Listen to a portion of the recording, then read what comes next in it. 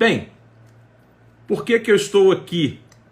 Porque o projeto foi idealizado por mim, porque o projeto surgiu da minha cabeça.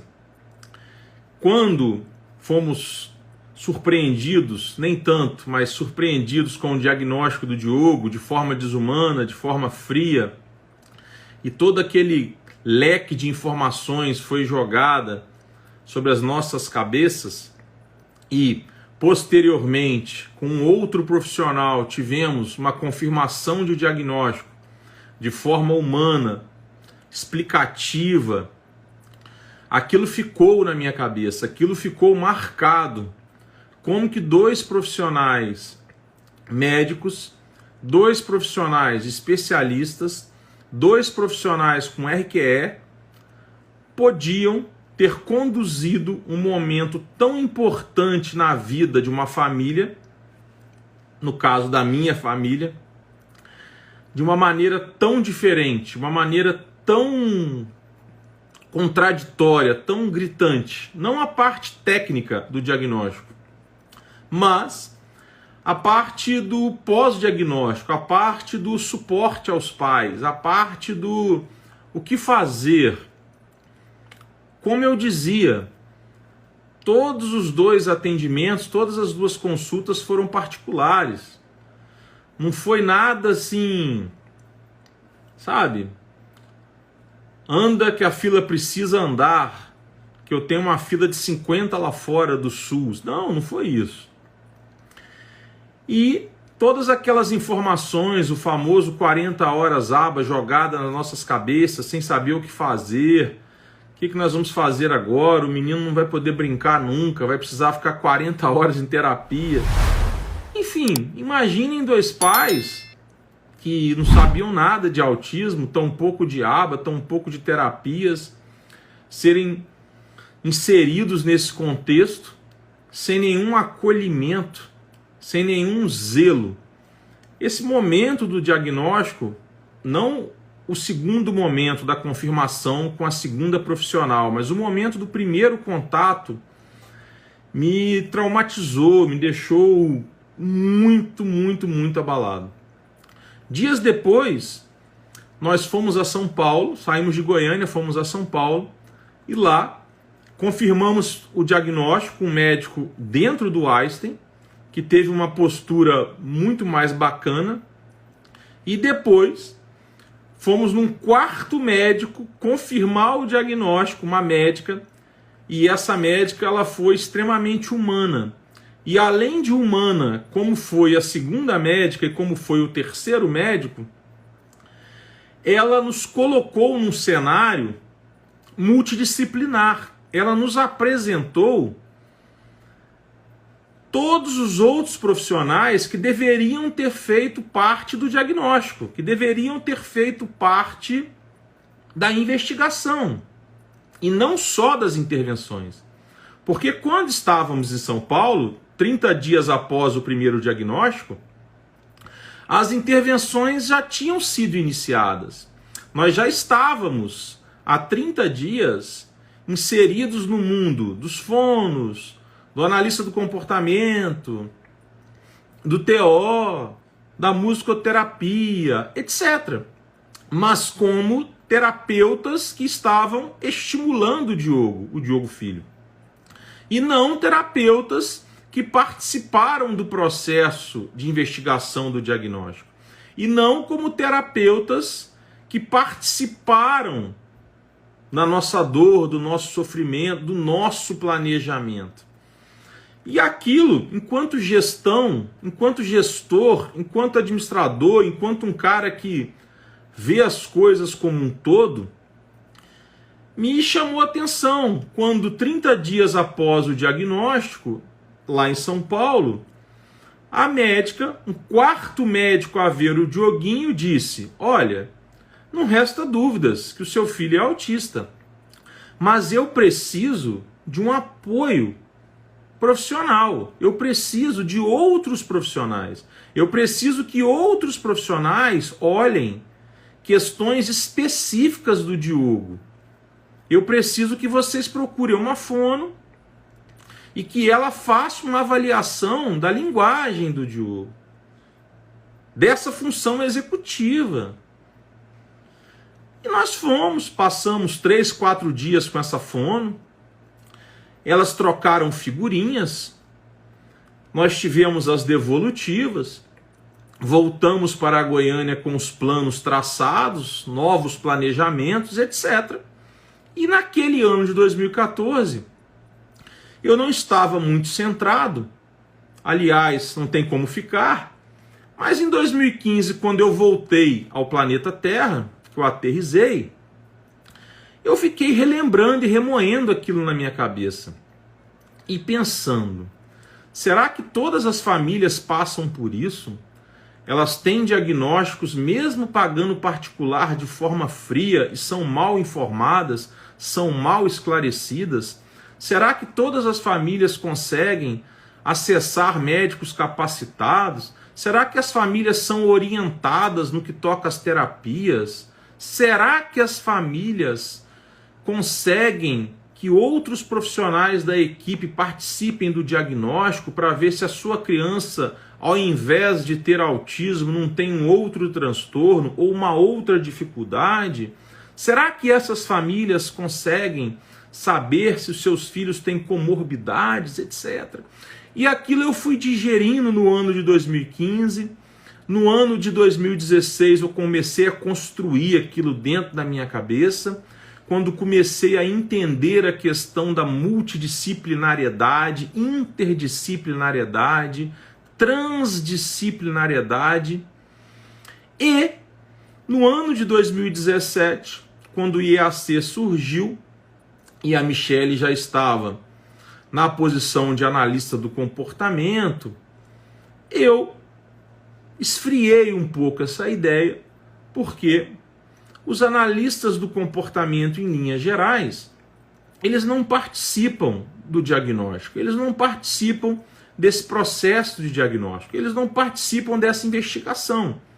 Eles podem, posteriormente, com ou sem diagnóstico, eles costumam, posteriormente, fazer as suas avaliações específicas da análise do comportamento para aferir o potencial da criança, as habilidades, os déficits, as deficiências, para, a partir dessa avaliação, fazer o seu planejamento, iniciar as intervenções e depois manter essa avaliação periódica, com base em coleta de dados, etc. Dar relatórios para os médicos verem se a terapia está evoluindo, se a criança está recuperando os atrasos de acordo com o que é esperado para o desenvolvimento, se o remédio está causando algum reflexo no comportamento, enfim. Esse é o papel do analista do comportamento.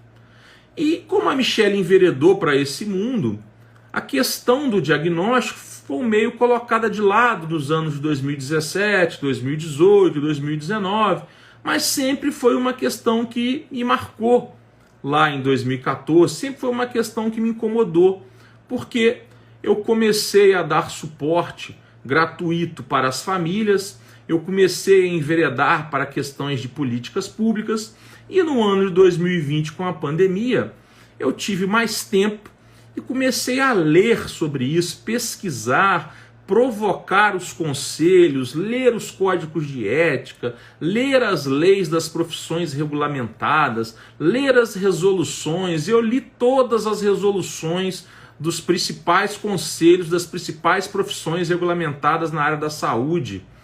Eu li diversas normativas da área da educação.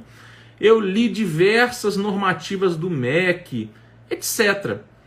E em 2020, entre uma leitura e outro, cuidar de meninos, trabalhar, IAC, advocacia, etc., escrita do meu livro, eu comecei a retomar aquele raciocínio e em 2021 eu disse a Michele, nós precisamos melhorar esse cenário do diagnóstico no Brasil. Nós precisamos fazer algo. E nós podemos fazer. Não adianta nós ficarmos somente à mercê do Conselho Federal de Medicina, que por meio das sociedades brasileiras de medicina, Sociedade Brasileira de Neuropediatria, Sociedade Brasileira de Pediatria, Sociedade Brasileira de Psiquiatria, fiscalizam as pós-graduações lato sensu, também conhecidas como residências médicas. Porque é a partir de residências médicas que o médico se torna um especialista, se torna um residente. E, raríssimas exceções, médicos com as suas experiências também podem se tornar especialistas perante o Conselho Federal de Medicina, mesmo que não façam as residências. Mas, como eu disse ontem, isso é muito restrito, isso é muito regional. As residências médicas, elas não estão interiorizadas, elas não estão espalhadas pelo Brasil. Então, são residências que de fato preparam os profissionais, que de fato são formações adequadas, mas são restritas. Com isso, nós temos diversos médicos que não têm acesso porque não querem, etc., ou porque não conseguiram, que não conseguem aprofundar nos estudos em torno dos transtornos do neurodesenvolvimento.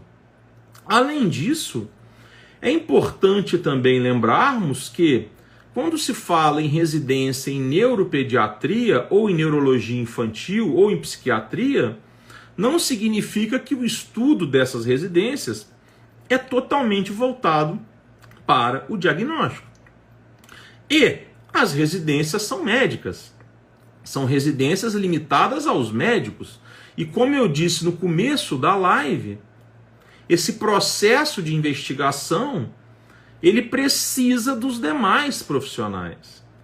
Quando nós vamos ao DSM-5, o Manual de Diagnósticos da Sociedade Brasileira de Psiquiatria, e vamos aos capítulos dos transtornos mentais, do neurodesenvolvimento e outros, percebemos que existem transtornos específicos para diversas áreas decorrentes das funções executivas. E, aprendendo com os nossos alunos aqui do IAC, e aprendendo com diversos profissionais da área da saúde, começamos a compreender melhor que um fono deve participar desse processo de investigação, desse processo de diagnóstico, quando se percebe no paciente algum atraso na linguagem. Percebemos que existem especialidades médicas que não são necessariamente a neuropediatria e a psiquiatria e a pediatria que trabalham nesse processo de linguagem. Percebemos que existem transtornos motores e que nesses transtornos motores é muito interessante que terapeutas ocupacionais e ou fisioterapeutas participem desse processo de diagnóstico, não somente no processo de estimulação. Percebemos também que existem profissionais dessa área especialistas em diagnóstico, profissionais dessa área experientes na prática do diagnóstico. Percebemos que deficiências intelectuais e também transtornos da linguagem, diversos psicólogos cognitivos têm participação muito importante. Um diagnóstico de TDAH, às vezes o médico vê vídeos, conversa com os pais, observa a criança, pede aos responsáveis legais que respondam a um questionário, mas também pede uma avaliação neuropsicológica. Ah, Diogo, mas isso não é nada de novo. Não é nada de novo para muitas pessoas. Mas podem ter certeza, para tantas outras é não só novo, inédito. Como era para mim, para a Michele lá em 2014. e como é para muitos profissionais ainda, seja por ignorância, seja porque se acham autossuficientes para proferir um diagnóstico. Porque existem casos que são muito notórios, que são fáceis de diagnosticar com TEA, que são fáceis de diagnosticar com TDAH para o profissional devidamente habilitado, óbvio. Mas esse profissional devidamente habilitado que se aventura a fechar um diagnóstico sozinho, se esquece que muitas vezes existem comorbidades que podem estar associadas, outras no caso. Existem outros diagnósticos que podem estar associados. E existem dificuldades que às vezes ele não percebeu. Porque o transtorno, ele é muito amplo do espectro autista. O TDAH é muito amplo. E os transtornos do neurodesenvolvimento são muito amplos. Os transtornos da linguagem são diversos. Os transtornos motores são diversos.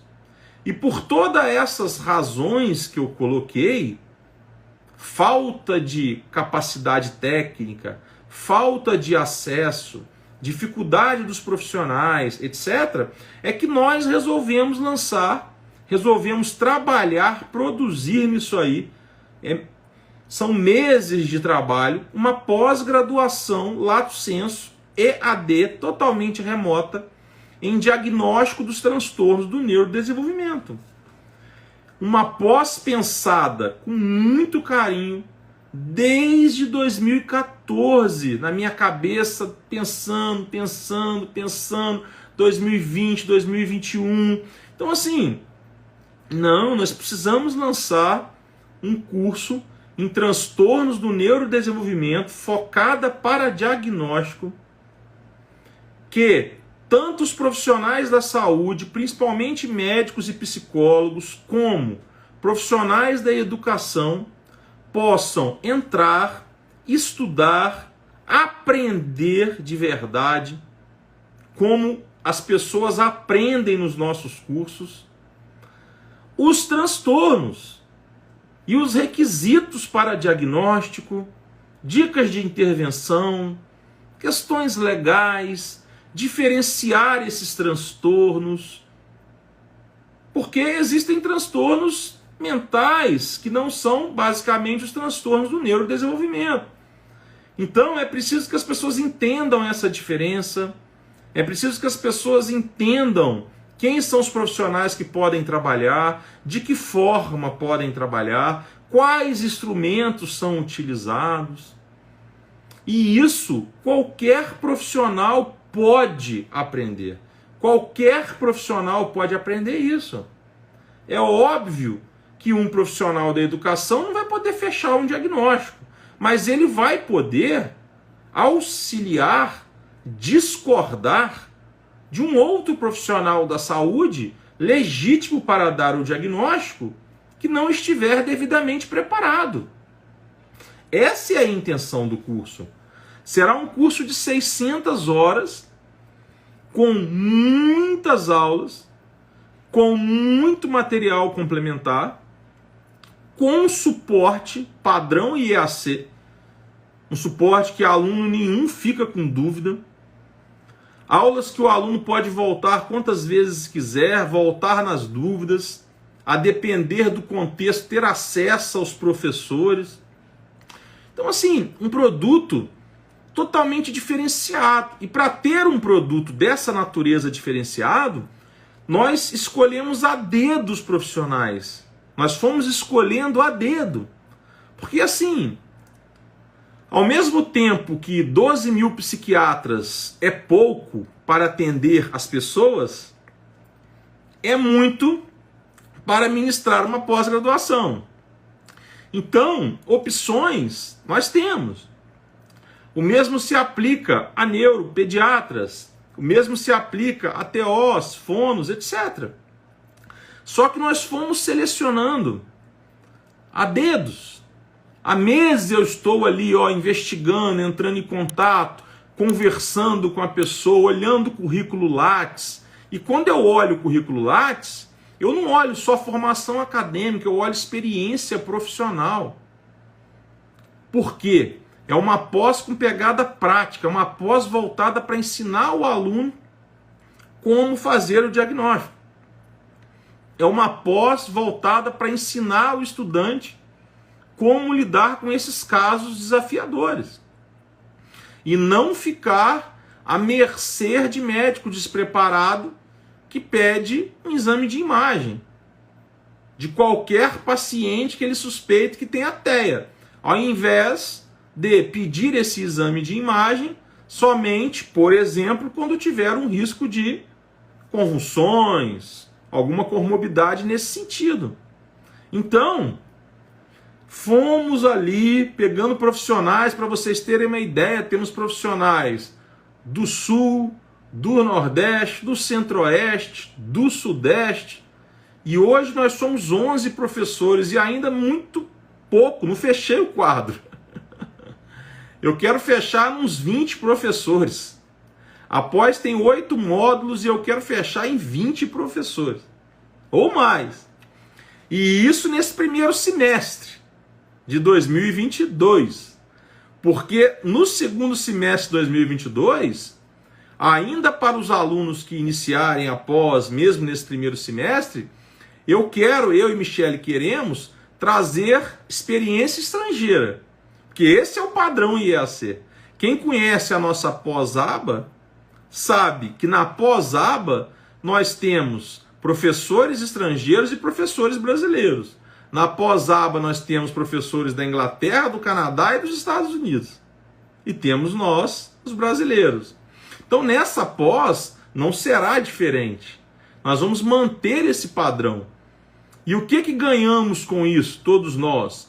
Ganhamos profissionais diferentes, ganhamos profissionais com experiências diferentes, trazendo para nós como que eles interpretam, como que eles utilizam esses instrumentos de diagnóstico, como que eles trabalham nos seus respectivos sistemas de saúde. E a nossa preocupação ela é tão grande com a qualidade que, por exemplo, nos transtornos motores, eu vi que uma pessoa que eu estou conversando com ela, acabou de entrar aí na live, que eu espero muito que ela aceite o meu convite, nós temos uma reunião na quarta-feira. O nosso cuidado é tão grande que eu fui atrás de pessoas que têm experiência e titulação naquilo que eu quero para a aula. Não é eu pegar um neuropediatra que só trabalha com TEA e digo assim, fulano, qual que é a rotina do seu consultório? Ah, minha rotina é só TEA, TEA, TEA, TEA, TEA. Pô, que legal, mas eu tenho um módulo aqui de TDAH e eu quero que você grava ele para mim, pode ser? Não. Não é assim. Não é assim que nós fazemos no IAC. No IAC, nós colocamos a pessoa capaz para aquele assunto, para ela ficar confortável naquele assunto, para ela falar daquele assunto com autoridade, para que o aluno perceba aquilo e aprenda de verdade. Essa é a ideia. Porque se for para fazer uma pós, se for para fazer um curso por fazer, é fácil. É fácil. Mas não é isso que nós queremos. Não é assim que nós trabalhamos. Na pós-aba, por exemplo, nós temos um módulo de comportamento verbal. Quem ministra? Um professor brasileiro que fez mestrado nos Estados Unidos, em Nova York, e a dissertação dele de mestrado, ou seja, o trabalho de conclusão de curso dele, foi sobre comportamento verbal. Um professor que ficou 2 anos nos Estados Unidos, trabalhando em escolas, aplicando as suas teorias que ele inseriu no seu TCC, na sua dissertação, aplicando as teorias dos doutrinadores da análise do comportamento, de comportamento verbal. Eu peguei ele e falei, não, É comportamento verbal? Então é comportamento verbal o seu módulo. Essa é a nossa preocupação. É isso que a gente não percebe muito quando se envereda em alguns cursos. Por exemplo, nós temos um curso de certificação em terapia ABA, aonde, quando nós vamos falar de coletas de dados, nós trouxemos um BCBAD que está acostumado a fazer coleta de dados. Então, assim, nós temos todo esse zelo, todo esse cuidado, todo esse carinho, e é esse carinho que a gente está tendo, que nós estamos tendo com essa pós-graduação em diagnósticos dos transtornos do neurodesenvolvimento. Eu preparei o módulo 1 para nivelar as pessoas, para nivelar aqueles que de repente venham da educação e não tenham muita familiaridade com o assunto. Eu tive todo esse cuidado. Então, por exemplo, o módulo 1 da pós, agora eu estou aqui com a minha cola, é noções introdutórias aos transtornos do neurodesenvolvimento. E eu, nesse módulo 1, eu coloquei diversos subtópicos. Às vezes até um pouco repetitivo, mas é para solidificar, sedimentar o conhecimento. Já que cada subtópico desse será um professor diferente ou vários professores. Então, por exemplo, o primeiro subtópico, que é desenvolvimento infantil, tem 3 professores. Uma TO falando de desenvolvimento infantil motor, uma fono falando de desenvolvimento infantil da linguagem e uma neuropsicóloga falando de desenvolvimento infantil cognitivo. Aí depois eu vou para o subtópico 2, que é transtornos mentais e do neurodesenvolvimento, para diferenciar. E aqui nesse módulo eu tenho uma médica, uma neuropediatra falando. Depois, tipos de transtornos mentais, eu tenho uma neuropsicóloga. Depois, tipos de transtornos do neurodesenvolvimento. Aí, de novo, eu tenho uma outra TO, uma outra neuropsicóloga, uma outra fono. Então, de cara, no módulo 1, que nem acabei de mencionar ainda, eu tenho 2 fonos, 2 TOs, 2 neuropsicólogas. E ou são profissionais com 15, 20 anos de experiência tratando desse assunto, e ou são profissionais com mestrado, acabando doutorado, etc. Uma mescla de formações acadêmicas com experiência prática. Eu não posso só inserir aqui doutores sem experiência de consultório. Não seria razoável. Como eu não posso inserir aqui só profissionais com experiência prática, sem pesquisadores, sem profissionais acadêmicos que fazem pesquisas excelentes, que aprofundam nos estudos. Então eu estou mesclando. Depois eu trago classificação dos transtornos segundo o DSM e a CID, um estudo comparado. Aqui eu tenho uma neuropsicóloga que está fazendo doutorado na USP. Eu fui buscando profissional, escolhendo a dedo. Depois eu tenho diagnósticos dos transtornos, uma pincelada inicial, tratamento dos transtornos, outra pincelada inicial. Eu ainda estou no módulo 1. E depois eu fecho com aspectos legais dos transtornos. Quer dizer, o módulo 1 por si só já é uma pós.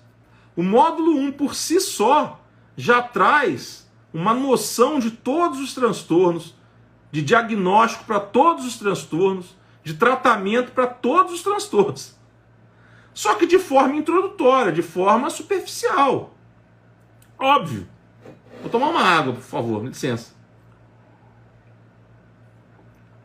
E depois, quando eu pulo para o módulo 2, que é diagnóstico em deficiências intelectuais, eu tenho nesse módulo 2, mais ou menos, uns 12 subtópicos. Dentro do segundo módulo 2, eu tenho uns 12 subtópicos. E aqui eu vou ter uns 3 profissionais. Um neuropsicólogo, 1 ou 2 médicos. Como eu disse, hoje somos 11 professores. Mas eu vou parar no 25. Vou chegar ao 20, depois eu vou buscando e vou inserindo. Quando passamos para o módulo 3, diagnóstico em transtornos da comunicação, eu tenho novamente mais uns 12 subitens. Cada módulo desse tem 75 horas, mais um caminhão de materiais complementares. E aqui, no diagnóstico em transtornos da comunicação, eu vou ter fono, eu vou ter médico, 2 a 3 profissionais. E quando eu falo de médico, eu não quero só neuropediatra, porque a visão de um neuropediatra é muito diferente da visão de um psiquiatra. E eu estou trabalhando isso. Olhem só, a importância de você ter duas visões. A importância de você ter uma visão de um psicólogo que não tem nem competência legal para prescrever medicação e de um psiquiatra que trabalha e pode prescrever medicação. Isso é muito importante. Aliás, isso nos cursos de graduação, no de psicologia eu posso dizer com propriedade que o curso é uma crítica ao lado de lá. E dizem, de lá para cá, eu tenho um amigo de infância que é psiquiatra, que há também a devolutiva. Pois bem, da mesma forma que os psiquiatras entendem que os psicólogos não deveriam criticar tanto o uso de medicação, os psicólogos criticam o uso da medicação. Então, assim, isso vocês não encontram em cursos por aí. Porque é muito difícil alguém colocar no mesmo módulo, no mesmo assunto, 2, 3 profissionais falando. Porque isso gera custos a mais, isso gera divergência, você precisa saber lidar com isso, explicar para o profissional, porque ele vai falar assim, pô, eu sou psiquiatra, vou falar de TDAH, você vai colocar um neuro para falar de TDAH, falar do mesmo assunto que eu vou falar? É isso mesmo. E às vezes, esmiuçando, um psiquiatra vai falar do TDAH nos adultos, um médico vai falar do TDAH nas crianças. É isso mesmo. São essas visões, essas comparações. Isso é muito importante. É isso que enriquece, é isso que faz a pessoa aprender. Se não for isso, é conhecimento superficial. Conhecimento superficial não existe aqui no IAC. E no módulo 4, diagnóstico de transtorno em transtornos do espectro autista. De novo, mais uns 12 itens, mais 75 horas, mais 2, 3 profissionais. Módulo 5, diagnóstico em transtorno do déficit de atenção e hiperatividade, TDAH, mais 75 horas, mais uns 12 subitens. Depois, o maior módulo da pós, diagnósticos em transtorno, diagnóstico em transtorno específico da aprendizagem, mais uns 12 módulos, 100 horas, mais 2, 3 professores. E aqui eu quero inserir um educador, que eu estou na cola dela. Aqui eu quero inserir um educador para trazer os desafios, trazer as impressões que ele tem quando ele percebe atrasos no desenvolvimento ou dificuldades de aprendizagem, trazer quais são as dificuldades que ela tem na comunicação com os médicos, etc. Depois, módulo 7, que também é grande, que junto com o módulo 6 é um dos maiores. Diagnóstico em transtornos motores, mais 100 horas. Hoje eu acabei de fechar com uma terceira TO. E quarta-feira eu tenho reunião com uma físio. E aqui eu ainda vou inserir 2 médicos. Quer dizer, aonde vocês veem isso? A preocupação, um cuidado, né, de ter assuntos sendo abordados repetitivamente por profissionais diferentes, com experiências diferentes. E o que eu mais peço para esses profissionais: não se limitem a conceitos, definições, muito menos ao que está escrito no DSM-5. Eu quero casos. Eu quero casos clínicos. Porque aprofundar na área da saúde é caso. Eu quero caso. Como a Fono trouxe lá no módulo 1. No módulo 1. Olha lá, vou voltar lá no módulo 1. No módulo 1, aonde uma Fono entrou no item 4, tipo de transtorno do neurodesenvolvimento, no módulo 1. E aí, quando essa Fono começou a falar lá no módulo 1, em tipos de transtornos do neurodesenvolvimento, ela trouxe um estudo de caso que ela vivenciou, um caso clínico, melhor dizendo, aonde o uso da risperidona estava causando gagueira. Olha só. Então você está aprofundando, você está vendo efeitos da medicação no módulo 1. Imagina quando você entrar no módulo, até me perdi aqui, 3, que é específico dos transtornos da comunicação. A quantidade de casos, estudos e aprofundamento que você vai ter. É brincadeira. Isso aqui é brincadeira. Isso aqui, depois que eu formar o meu time de 25 professores com 5 estrangeiros, até o final do ano, eu vou pegar isso aqui e vou correr atrás do CFM e vou dizer, vocês têm que montar uma residência em diagnóstico. Uma residência em diagnóstico. E já está aqui o embasamento pronto. É só fazer um convênio com um hospital ou com um centro de atendimento para ter a parte prática. Porque a parte teórica está toda aqui já. Sem falsa modéstia. Eu não vou montar um curso para ser mais um. De maneira nenhuma. E quando nós chegamos no módulo 8, diagnóstico em outros transtornos do neurodesenvolvimento, aqui, além dos outros transtornos não especificados, aonde eu vou ter mais de um profissional, tal como no módulo 1, em toda a pós, eu ainda vou colocar aqui alguns bônus, alguns transtornos que não são do neurodesenvolvimento, mas eu vou inserir na nossa pós, porque faço questão, porque são transtornos que às vezes estão associados à alteia, porque são transtornos muito comuns, que eu escuto diariamente a dor das famílias, como por exemplo o TOD. Ainda vou inserir aqui de bônus.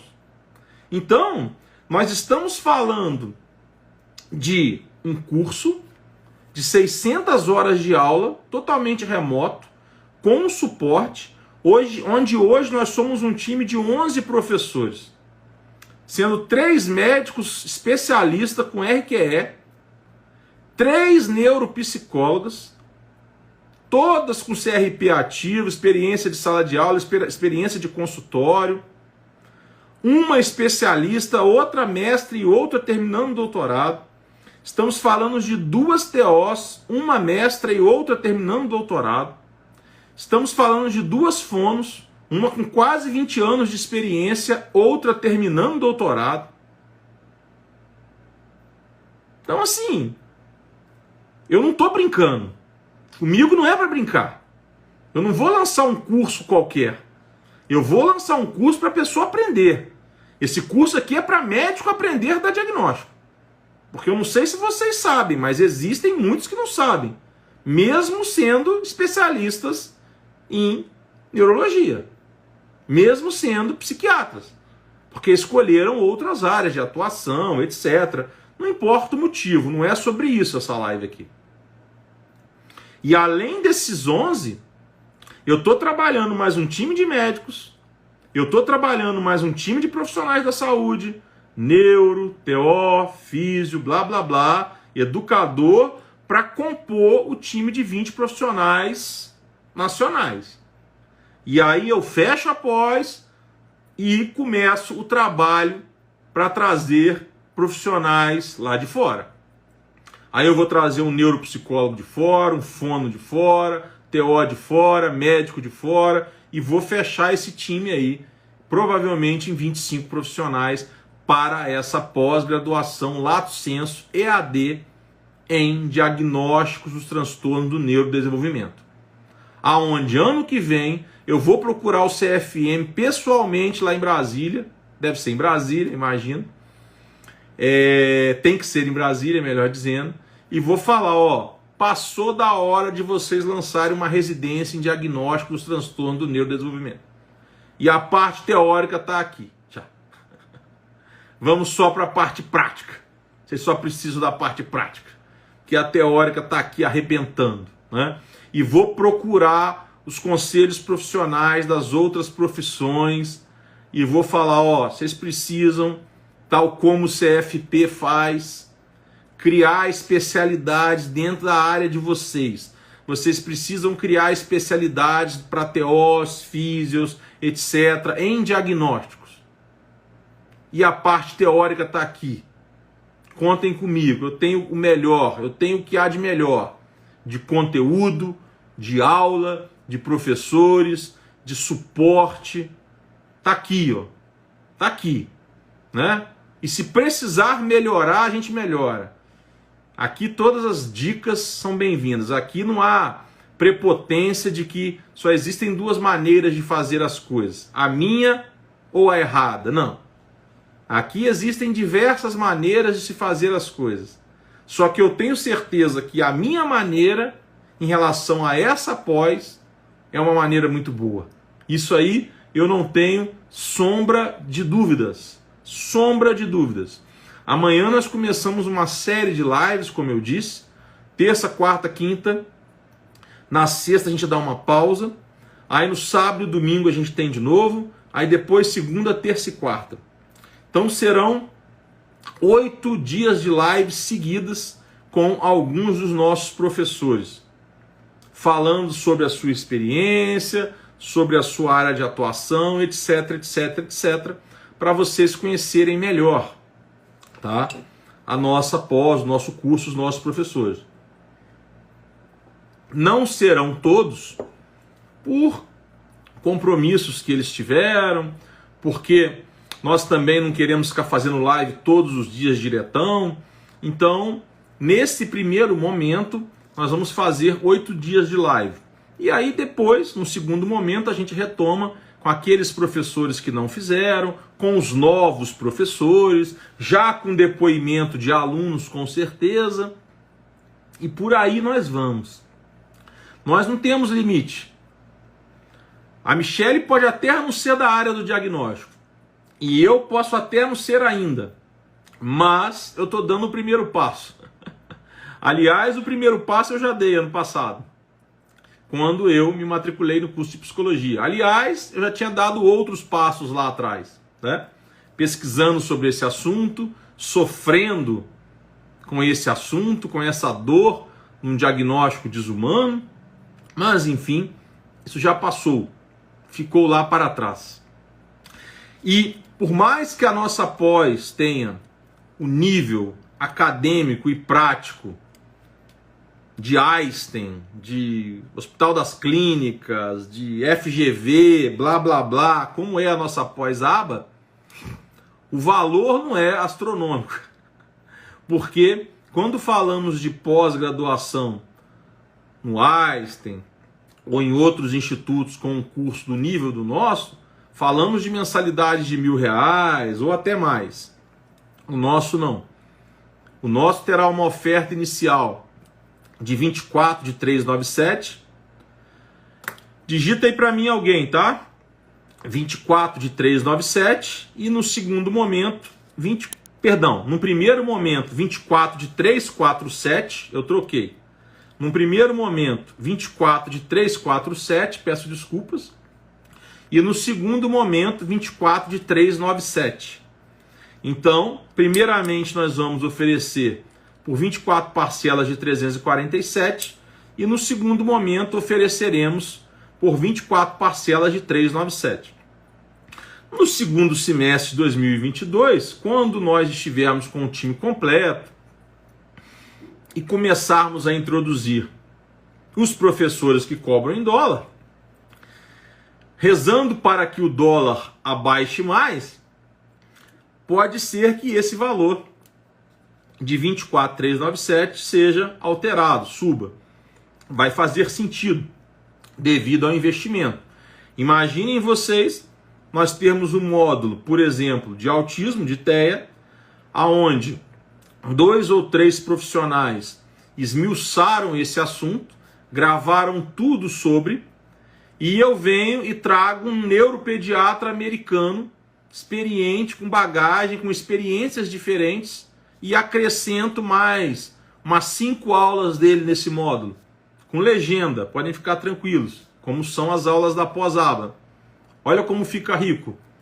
Olha como fica rico. É disso que eu estou falando. Então imaginem. Ah, Diogo, mas são promessas no vazio. Seriam promessas no vazio se vocês estivessem tendo notícias de mim, da Michelle, do IAC, por agora. Mas nós estamos nesse contexto de treinamentos, cursos e pós-graduações desde 2017. E as nossas promessas nunca foram no vazio.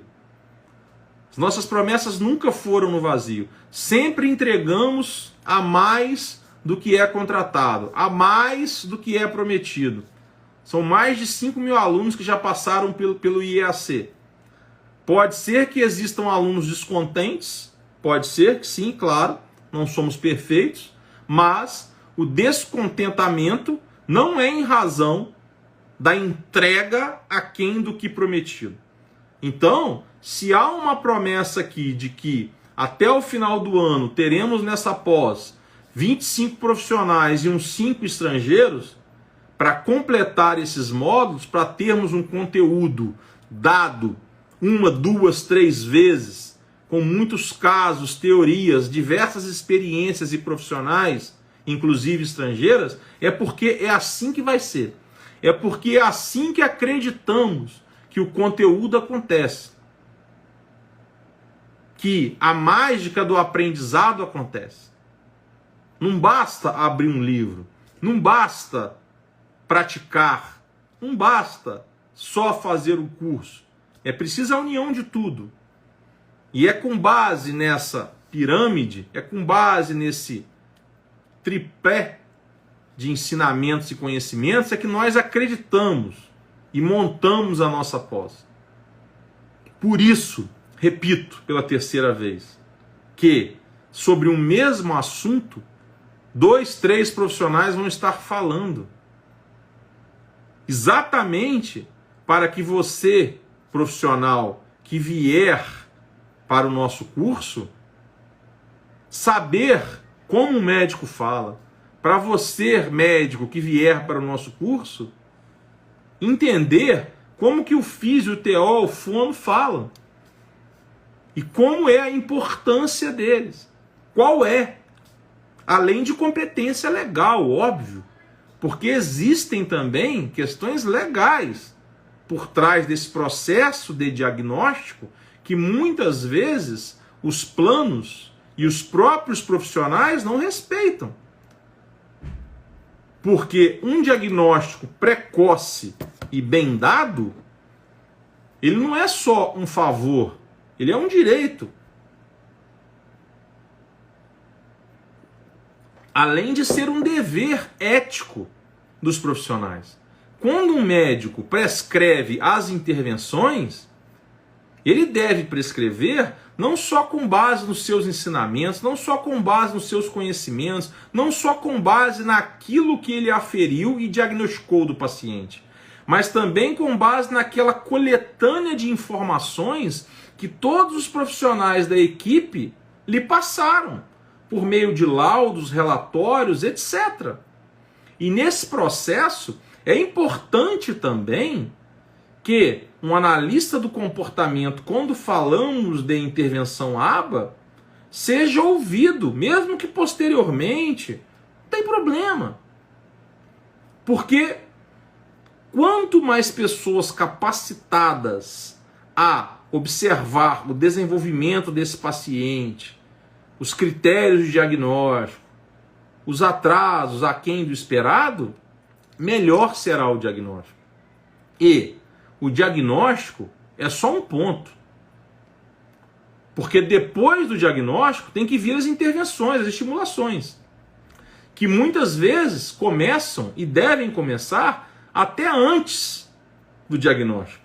Nós sabemos. Conhecemos essa realidade. E outro erro muito comum dos médicos, que acontece até hoje, e por incrível que pareça, acontece tanto com pediatras, neuropediatras e psiquiatras, são esses médicos recomendarem, após o diagnóstico, psicoterapia, por exemplo, sendo que às vezes não é nem isso que ele estava querendo dizer, né? Isso também precisa ser melhorado, as pessoas precisam aprender. E os médicos precisam aprender que as abordagens terapêuticas, elas têm nomes diferentes, elas têm finalidades diferentes, requisitos diferentes, e que psicoterapia é mais direcionada para questões de ansiedade, questões de depressão, etc. Agora, a terapia ABA, por exemplo, programas de intervenção de terapia ABA, recuperação de atrasos no desenvolvimento, aquisição de habilidades, pareamento, etc., não é psicoterapia. E muitos médicos não sabem disso. Se confundem. E isso precisa ser dialogado, trabalhado, ensinado. E será, né? E será. É muito importante os médicos ouvirem isso da boca dos psicólogos, da boca de outros médicos que entendem disso. E é esse zelo que nós vamos ter também em nosso curso. Que, embora voltado para os diagnósticos, também ensinaremos o que fazer, que caminho tomar após um diagnóstico. Porque um médico, dentro das suas competências legais, em conjunto com a sua equipe, nos termos da lei denominada Ato Médico de 2013, ele não tem competência só para o diagnóstico, como está escrito na lei, abre aspas, nosológico, fecha aspas. Mas ele tem também a competência e o dever ético e legal, não só perante as suas normativas do CFM, mas também perante as normas jurídicas, a um Código de Defesa do Consumidor, por exemplo, ele tem o dever legal de prescrever ou de encaminhar para outro profissional. Como um psicólogo, um fono, um TO, etc., tem também. Todos têm o dever de, participando desse processo de investigação, recomendar, prescrever as terapias, as intervenções, as estimulações. No caso do médico, as medicações. Ou recomendar. Por isso que eu disse agora há pouco, existem profissionais, TOs, fonos, que só trabalham com o diagnóstico desses transtornos. Porque não querem trabalhar nas intervenções e estimulações. São especialistas no diagnóstico. Porque são coisas diferentes, né? São ligadas, mas são coisas diferentes. Exigem conhecimentos concomitantes, mas existem conhecimentos diferentes também. E, novamente, nossa pós não tem o objetivo de ensinar as terapias. Nossa pós é no diagnóstico. Mas nós sabemos que o profissional que dá o diagnóstico, ou ele encaminha e prescreve as terapias, ou ele encaminha para o profissional que vai prescrever as terapias. Ele não pode parar no diagnóstico. Bem, então, pessoal, essa é a nossa pós, essa é a nossa surpresa. Esse projeto que eu idealizei, que eu venho batalhando, que a Michele abraçou, que o IAC abraçou, que todos os nossos colaboradores, que são uns 25, abraçaram e estão há dias trabalhando a todo vapor. E as outras coisas não pararam por aqui. A casa não parou, a escola dos meninos não parou, o IAC não parou, as outras pós não pararam, né? Por exemplo, eu estou com um professor gravando aulas novas para pós de aba, aulas que nunca foram prometidas. Nós temos na pós de aba uma promessa de análise do comportamento aplicada à população com síndrome de Down. Eu simplesmente, quer saber? Vou colocar mais 2 aulas lá que eu nunca prometi. Eu estava na literatura e tal, falei, agora eu vou colocar a análise do comportamento aplicada ao TOD e a análise do comportamento aplicada ao comportamento dos consumidores. Porque nós temos um módulo da pós de aba que é tópicos especiais de análise do comportamento. E lá tem de tudo, né? Tudo que vocês puderem imaginar, mas não é tudo tirado da minha cabeça, é tudo com evidência científica, é tudo com literatura, tudo como sub-áreas, ou se não são sub-áreas, tem literatura e evidência, mas muitos são sub-áreas elencadas pela própria Board, CBA Certification, né, lá dos Estados Unidos, da Flórida. Então, assim, o que eu estou falando, não quero falar da pós de aba para vocês, não é isso. O que eu estou dizendo para vocês é que eu e Michele, entregamos muito mais do que prometemos. Sempre, né? Isso aí é sempre. A gente sempre inventa moda. Coloca lá. Então, na pós de aba, eu coloquei o módulo de gestão dos analistas do comportamento. Então, assim, vocês não perdem por esperar. Por mais que nessa pós em diagnóstico dos transtornos do neurodesenvolvimento eu tenha narrado para vocês aqui os módulos e prometido que serão 20 professores nacionais mais 5 gringos, não se surpreendam se eu inventar outras modas, viu? Não se surpreendam. A depender do número de alunos, do número de inscrições aí, não se surpreendam se eu não inventar algum encontro aí ao vivo, alguma coisa aí. Não se surpreendam não, tá? Mas isso eu não vou prometer, não. Isso aí são coisas que eu vou desenvolvendo à medida que o projeto vai decolando e eu vou surpreendendo e enriquecendo cada vez mais o nosso produto. Bem, venham para nós, venham para o nosso curso, venham para o IAC, tá bom? O valor é 24 de 347 nesses primeiros dias. Posteriormente será 24 de 397.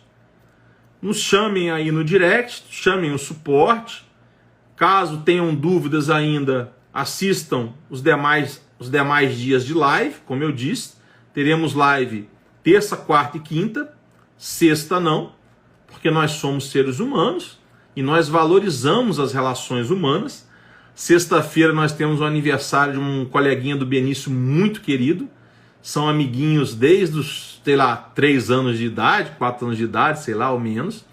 E nós não perderíamos essa comemoração com ele de maneira nenhuma. E sábado, domingo, segunda e terça e quarta a gente volta com as lives. Até domingo sou eu. Segunda, terça e quarta vai ser a Michele, porque eu tenho que voltar para minhas aulas no curso de psicologia, né? Porque o mundo não para, né, pessoal? Eu posso faltar uma semana de aula, agora 2 não dá. E aí, na segunda quinzena de março ou no comecinho de abril, provavelmente a gente retoma com algumas lives dos professores que não puderam fazer nessa primeira leva, e com os novos também, se Deus quiser.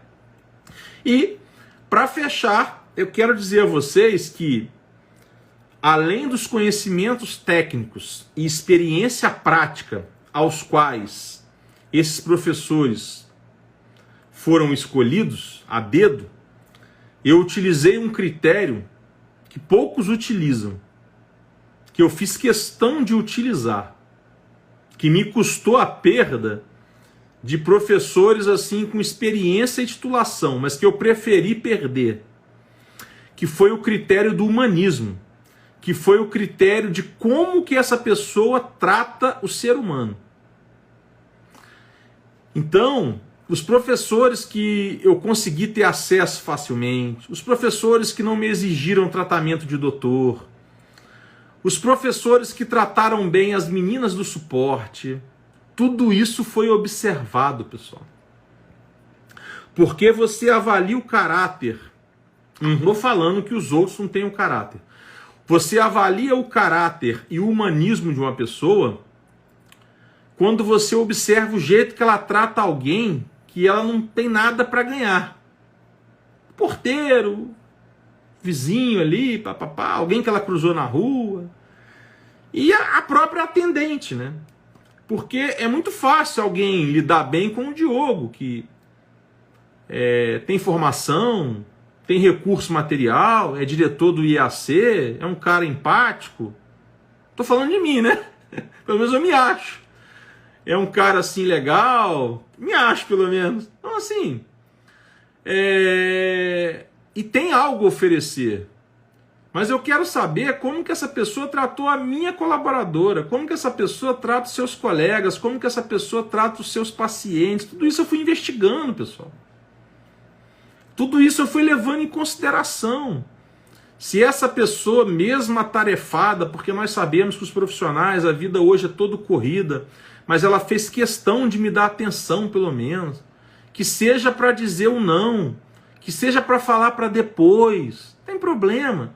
Porque aí essas pessoas eu coloco ali na minha lista de pessoas humanas, de pessoas que podem vir a fazer parte desse projeto no futuro. Aliás, tem uma médica que está gestante, eu gostaria muito que ela tivesse desse projeto. Estou dando uma trégua para ela, mas daqui uns 3 meses eu vou perturbar ela de novo. Tanto que eu gostei dela. Então assim, aqui no IAC nós olhamos muito isso, pessoal. Os nossos professores são pessoas humanas, são pessoas que têm conhecimento, mas que valorizam a relação humana.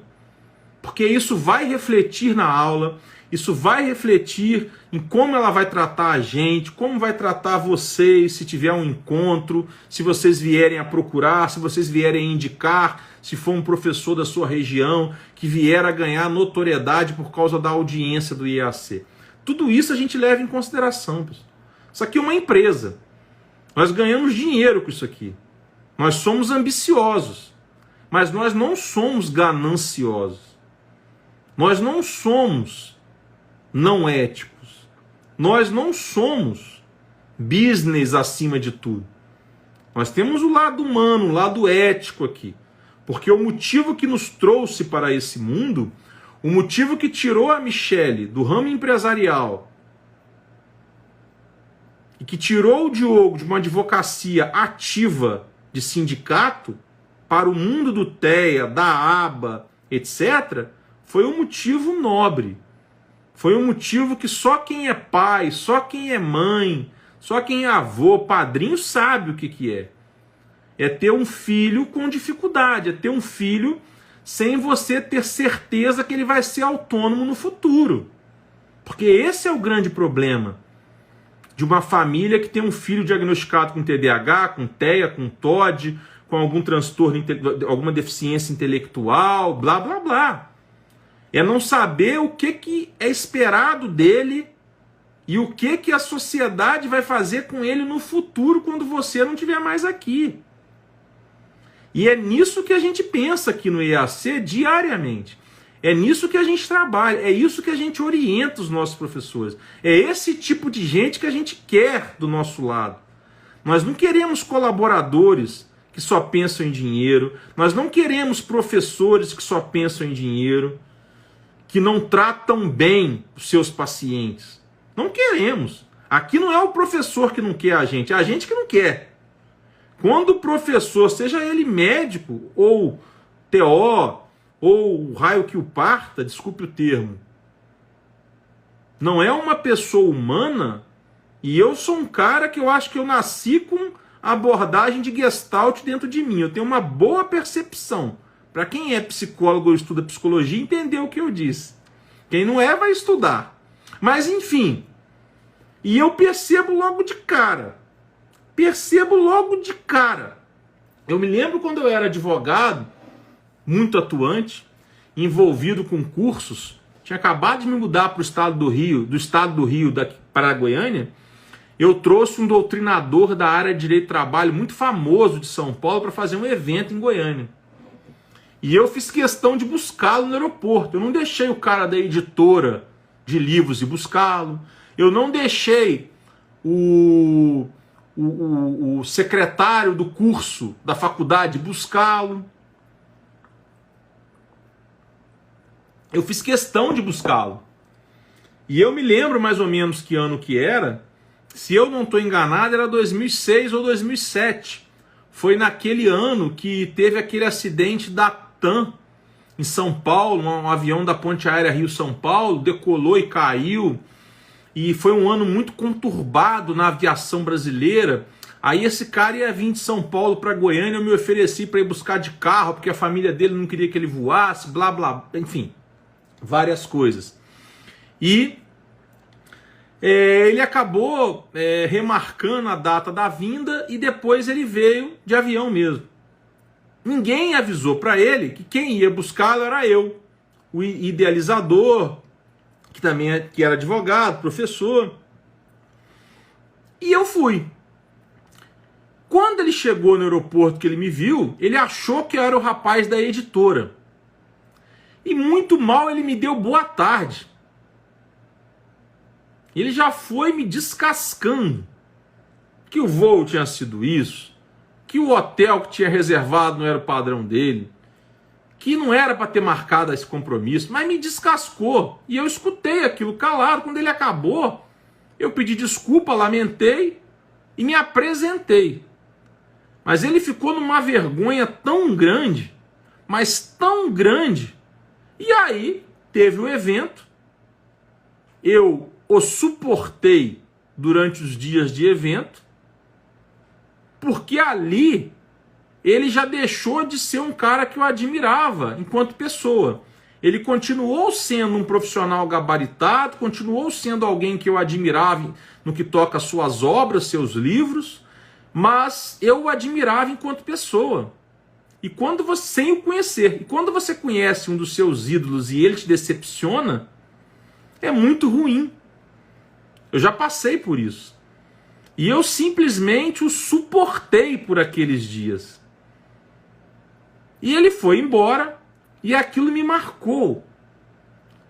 Então, o que vocês podem esperar dos nossos professores, colegas de vocês enquanto profissionais, ou médicos, etc., é que esses ídolos aqui, que vocês conhecerão em nossas aulas, ou que já conhecem, ou que admiram, ou que passarão a admirar, ou que vão aprender com seus conhecimentos, não vão decepcioná-los.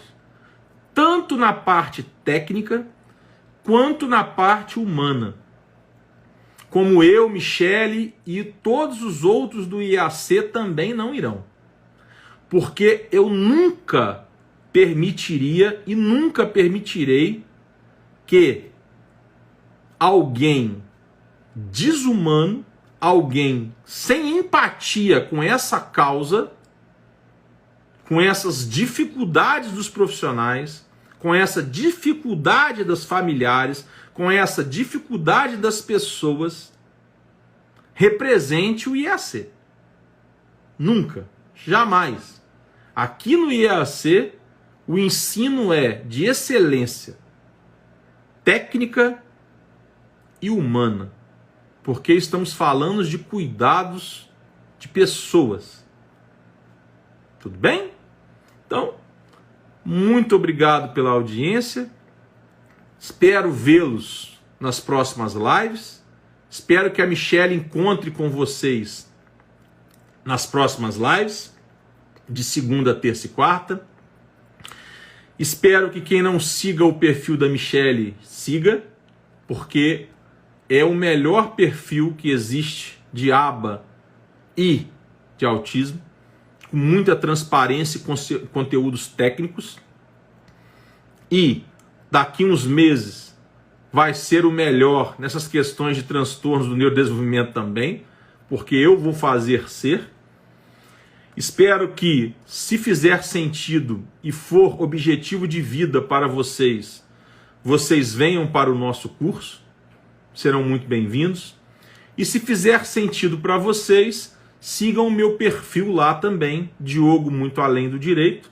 É um perfil menos formal, mais diferente, um pouco diferente, mas é um perfil com muita informação de qualidade, sem rasgação de seda, sem meias palavras. Ô Natália, eu não vou só mandar um abraço para Recife não, Natália. Você conhece o Gustavo Holanda, neuropediatra de Recife? Na verdade, ele não é de Pernambuco, né? Ele é da Paraíba.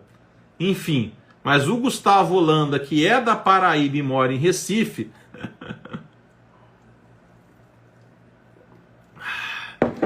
ele é um dos professores, tá, Natália? Mora aí em Recife, tá bom?